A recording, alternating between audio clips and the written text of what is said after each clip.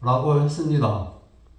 우리 형제 자매님들도 이러한 정신으로 어느 때든 경전 말씀의 질문을 가지고 그 질문을 해결하고자 노력하기를 바랍니다. 가을의 밤도 길어지고 자신을 돌아보며 성장하는 시간을 가지자는 의미에서 육성에 대해서 오늘은 말씀드리겠습니다. 참전개경 내용 중에서 사랑장의 육성에서 교화라는 말이 처음 나옵니다. 거의 처음 나옵니다. 앞에 충성의 안민에서 정치할 때 백성들을 교화한다고 할 때 나오지만 그 교화는 백성들을 잘 교화해야 한다는 원론적인 교화입니다. 교화를 어떻게 하는지 또 교화의 구체적인 방법이나 교화의 기술에 대한 것은 사랑으로 길러 육성한다는 이 육성에서 시작됩니다. 육성은 사랑을 육성시켜서 궁극적으로 생계가 가능하도록 육성시키는 일입니다. 그 육성은 교화로 해야 제대로 된 육성임을 경전은 가르치고 있습니다. 보통 생계를 유지하는 것은 생계에 관한 지식이나 기술을 받는 것을 의미하고 공교육인 학교에서 잘 가르치고 있습니다.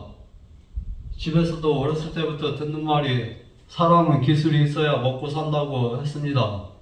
그래서 기계 기술이나 운전 기술 등을 배우라고 합니다. 공대 가서 기술을 배우면 기술자가 되어 생계를 유지하기가 수월합니다.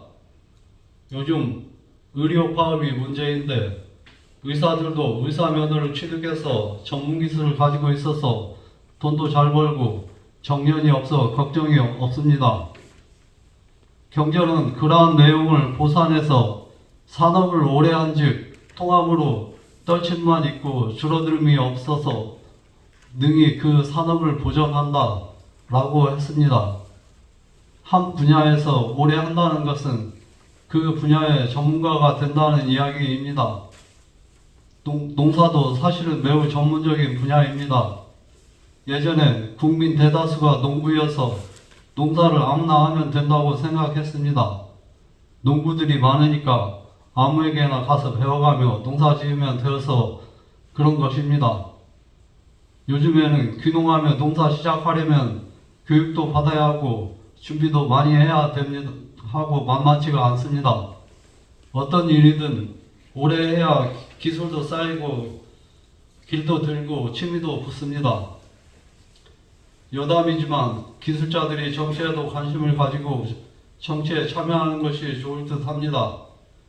우리나라 정치가들은 문과 편중이고 특히 법대 출신이 많습니다.